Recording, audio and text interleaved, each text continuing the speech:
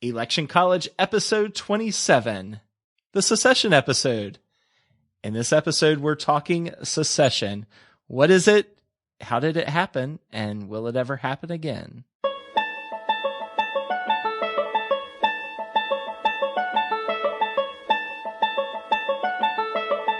Let's throw a political party. Face it, the political scene sucks. But did it always? It's time for Election College, and class is in session. Now, your hosts, Jason Goff and Ben Smith.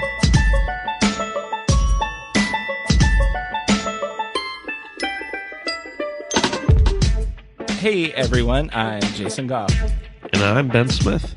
And thanks for joining us for another episode of Election College. Let's get into it. Hey Ben, it's 1860.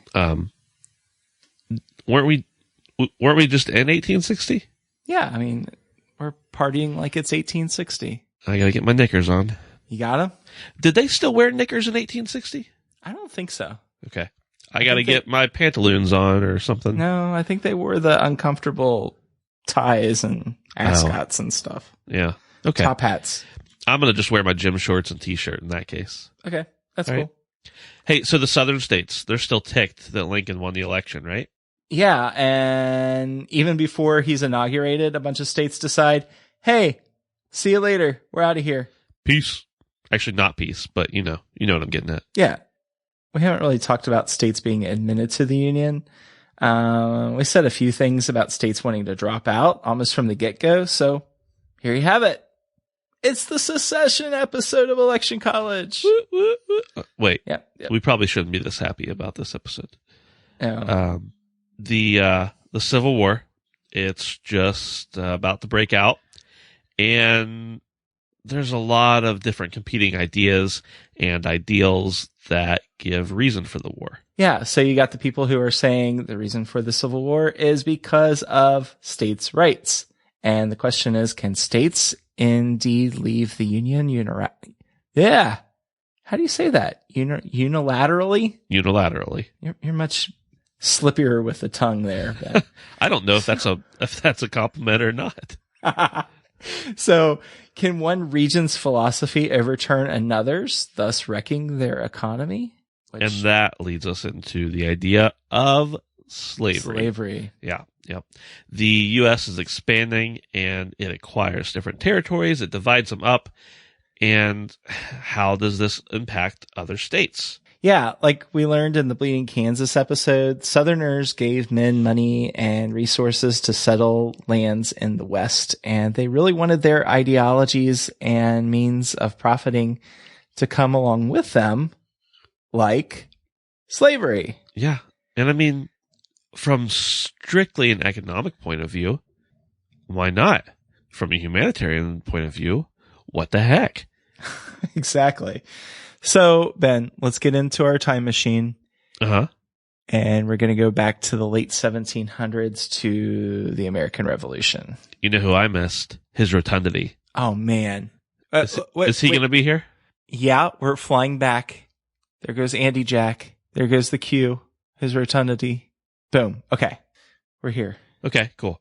You can put your knickers on now. Yes. I was hoping. Wasn't the formation of the United States kind of a whole secessionist movement? Well, it really depends on who you ask. I'm asking you. Oh, well, the argument could be made for either side because there are some who would say, okay, the colonies, they were under the rule of the British monarchy, right? Sure. So like King George. Yeah. And it never was that the colonies were part of like the United Kingdom of Great Britain and Scotland and Wales and so on. So the case was made that, okay, yeah, the colonies are owned by Great Britain, but they're not ruled by the Parliament of Great Britain. Make sense? Yeah, absolutely. And not at all at the same time. And that's really where the issue comes in with Great Britain. The king was allowing the British Parliament to come up with rules and taxes for the colonies, and that just isn't cool with them. And so if you notice, the Declaration of Independence They don't write it to Parliament. They write it to the king. Yeah. So let's quickly read through the opening to the Declaration of Independence. It says, "We hold these truths to be self-evident, that all men are created equal, that they are endowed by their Creator with certain unalienable rights, that among these are life, liberty, and the pursuit of happiness. That to secure these rights, governments are instituted among men, deriving their just powers from the consent of the governed." You can tell I had that memorized, right? Sure, absolutely. "That whenever any form of government becomes destructive of these ends, it is the right of the people to alter or abolish it, and to institute new government, laying its foundations on such principles and organizing its powers in such form as to them shall seem most likely to affect their safety and happiness."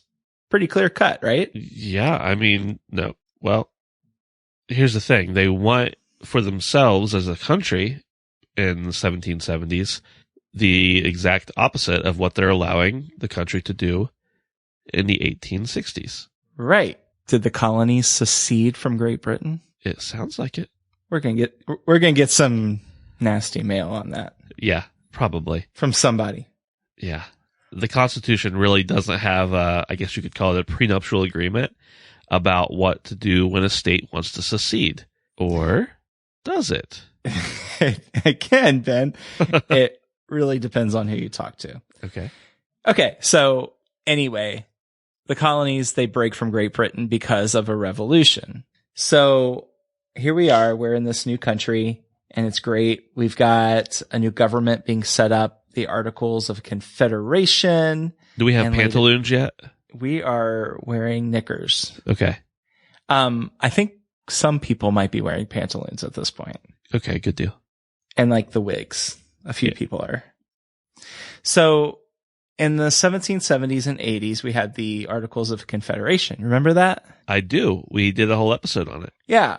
So you had mentions of a perpetual union between the states. But you could also read into it as that it was an international agreement between sovereign states. So like multiple countries saying, yeah, we agree with each other and we'll do what's best for the time being. Yeah. So that's the reason it was really necessary for the Constitution to be drafted, because people like James Madison and, we get to mention the Wizard of Oz again. Nice. Alexander Hamilton. Yeah, they saw the need to establish how the states would relate to one another. And you know what? I just cut you off, but when we talked about Alexander Hamilton, guess who it made me think about? Who? Aaron Burr. Oh, Ben. Just stop the episode. Let's just put it out right now. We're done. I'm seceding. Okay, sorry. So Alexander Hamilton establishing how the states something. Yeah. Needed to, how are they going to relate to one another? And that would probably be accomplished by having a strong government. Remember that? Federalism? Oh yeah, federalism. It's back to life right now because we went back in time. Yeah. And on the other end, you had people like Patrick Henry. They were opposed to the Constitution because he thought it posed a threat to the sovereignty of the individual states. Oh, so now we start to see why those anti-federalists were out there, right? So some people go so far as to say that moving from the Articles of Confederation to the Constitution was actually secession. And the Federalists were really clear in their intent that secession was not an option. But New York, really slow in ratifying the Constitution, as the anti-federalists were, because they knew that they were giving up some sovereignty when they signed onto the new Constitution. Yeah. So eventually you got everybody in agreement, and you got crazy stuff happening where, different states are not agreeing with other states, and the regions are not agreeing with other regions. And we're going to hop back in our time machine and go into the 1812 era. So we're flying past. Oh, there's TJ. Hey, TJ. Yep. And plop. Okay. So remember the Hartford Convention? I remember talking about it. Yeah. You remember talking about it. You weren't there. I wasn't there. Nope. So it was kind of an embarrassment for the Federalists, right? Yeah.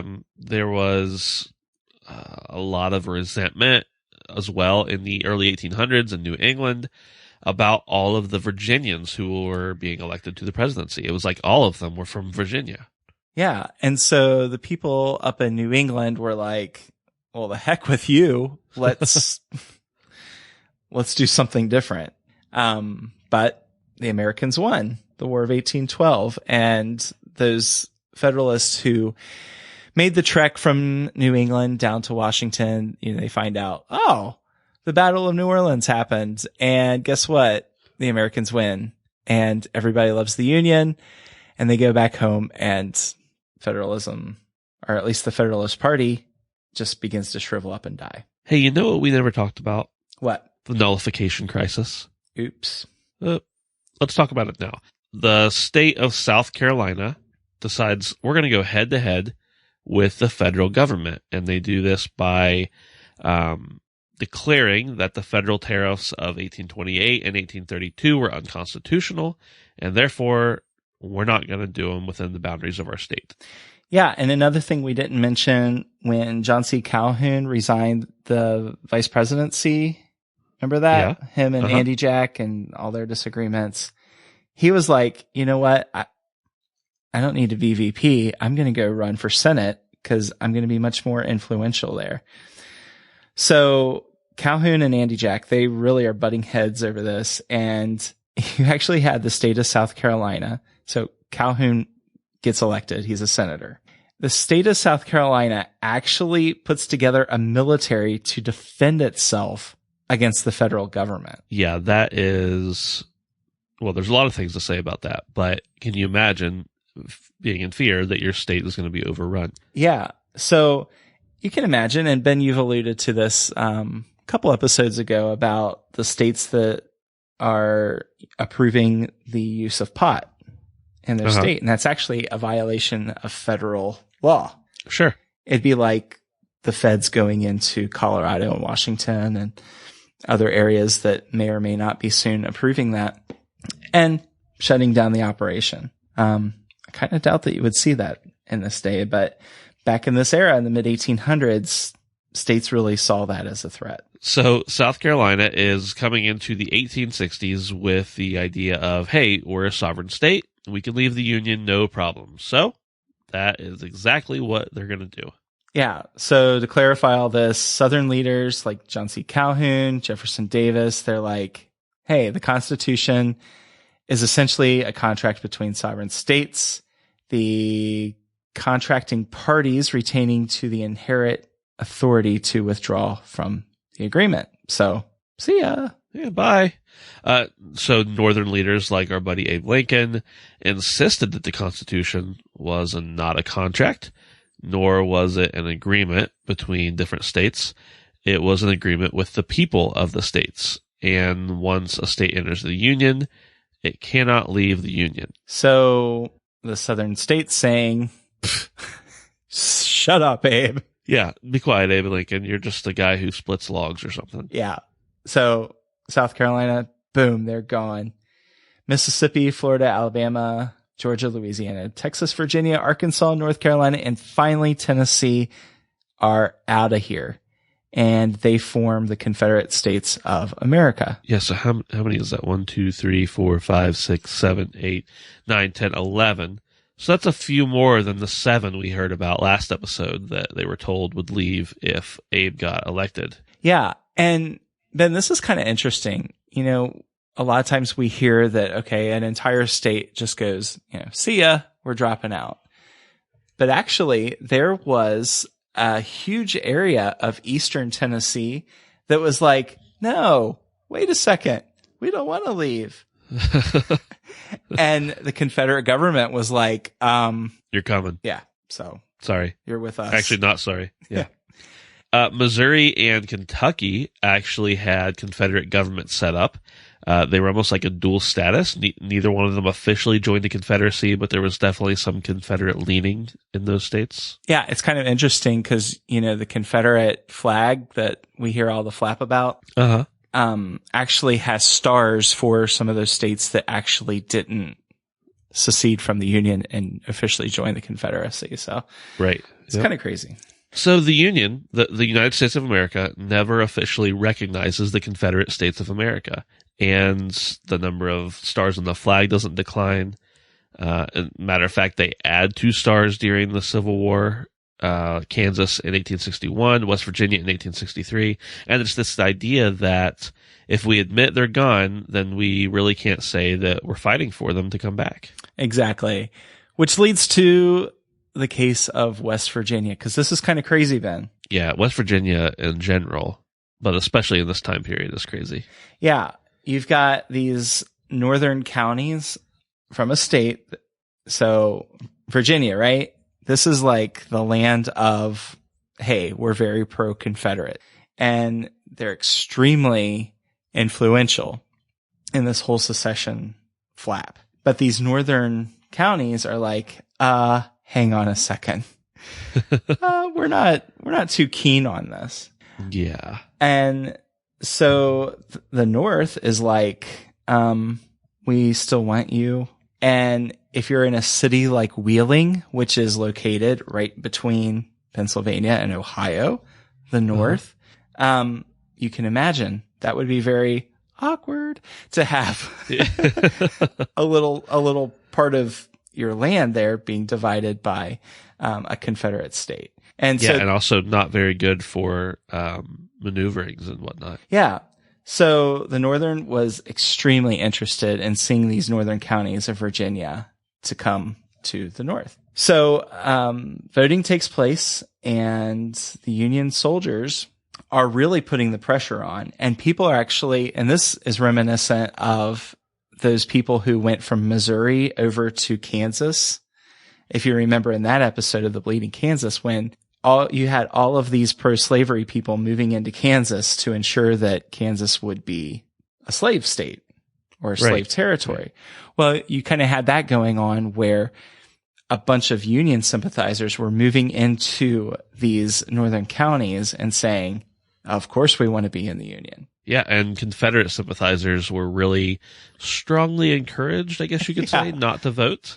Yeah, and interestingly enough, and several years ago, I had the opportunity to go into the Capitol building of West Virginia in Charleston, and they had a statue of Stonewall Jackson there.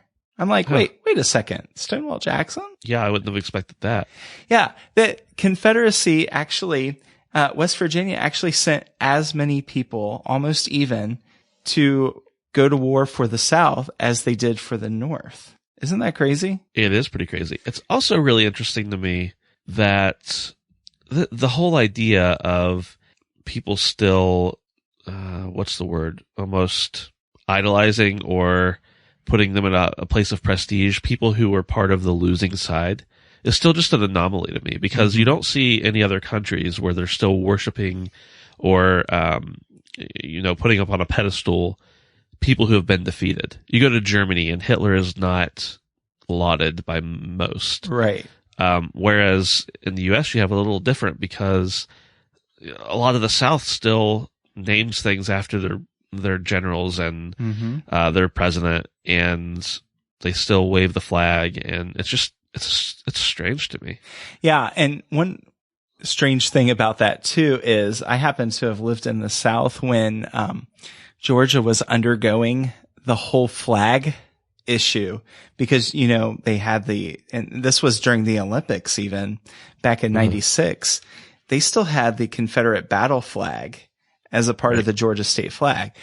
Well, so they completely removed, and this happened after the Olympics, but they completely remove the battle flag in a role of prominence. They had it really tiny at the bottom of this new flag that said Georgia's history or heritage or something. But anyway, they pass a resolution to change their state flag to what it is today, which is actually the stars and bars, is actually the Confederate national flag. Right. Is the Georgia state flag. They just changed the seal on the side of it. So that's so crazy. Yeah. When you mentioned Stonewall Jackson's statue being there, it just reminded me of that. Yeah. It's kind of crazy. And I know, we have listeners in the South, we have listeners in the North, and, we're not trying to divide anyone here, but it is interesting though how I guess you could just say it could be ironic. It could be something else that big deals are made out of the design of the flag when maybe we don't have the whole history. And I also wasn't comparing Jefferson Davis to Adolf Hitler, but right. Yeah. So anyway, after the war, Virginia tries to get West Virginia back, and the Supreme Court's like, nope, sorry. Yeah. And I've actually heard arguments that the state of Virginia, or the Commonwealth of Virginia, I should say, was like, no, we don't want you back. But at the time, they did want West Virginia back because they had this huge war debt to pay back. Yeah. And they were wanting that coal money and so on from the western part of the state. But needless to say, the Supreme Court says, nope, we don't think so. West Virginia, you are a state. So it's like talk of secession is really nothing new, and it comes up every now and then, typically after an election or sometimes even before. And it just kind of makes me wonder. Actually, I've already heard statements. If so-and-so wins, I'm moving to wherever. What's going to happen this election? Yeah, I would imagine that you're going to have certain regions who are going to be like, we're leaving. But actually, it doesn't seem like that would go without a fight. Yeah, I would think not, for sure. So here we have it. We are 50 states in a union, and whether we like it or not, we're together. Together again. Wow. Always and forever. So, singing that song makes me think about how great people are who listen to this show and how amazing it is when they leave us reviews. Yeah. And we just got this really cool review from Podcast Lover Max. His title of his comment was, I didn't know that. And he said, I've been studying presidents since I was 7, about 30 years ago. And I learned something new in each podcast. And these guys really work very well together and are very funny, kind of like a historical Abbott and Costello. Who's who? That's a great question. So Abbott and Costello we are, I guess. And we love hearing comments like this, but we'd also love to hear your comments about secession and how you would view it. And you can do that. Where can we do that, Ben? You can do that at Twitter at Election College. You can head over to Facebook at Election College, send us a message, or you can write on our wall or comment on something. You can do the same on Instagram. And quite frankly, you can go to our website. You can send us an email. You can stalk us in real life, though we'd certainly prefer you not do that. But we're really accessible is what I'm trying to say. Yeah. So connect with us, like us, subscribe, and review. Hey, and keep hitting up that Amazon link, the electioncollege.com/Amazon. A lot of you have clicked on that, and it is great. We appreciate that. Yeah. You have anything else to say about secession, Ben? I think that's it, other than I hope it doesn't happen again. Yeah, straight up. All right. Well, this has been. Yeah, and this is Jason. Thanks for listening. We'll see you.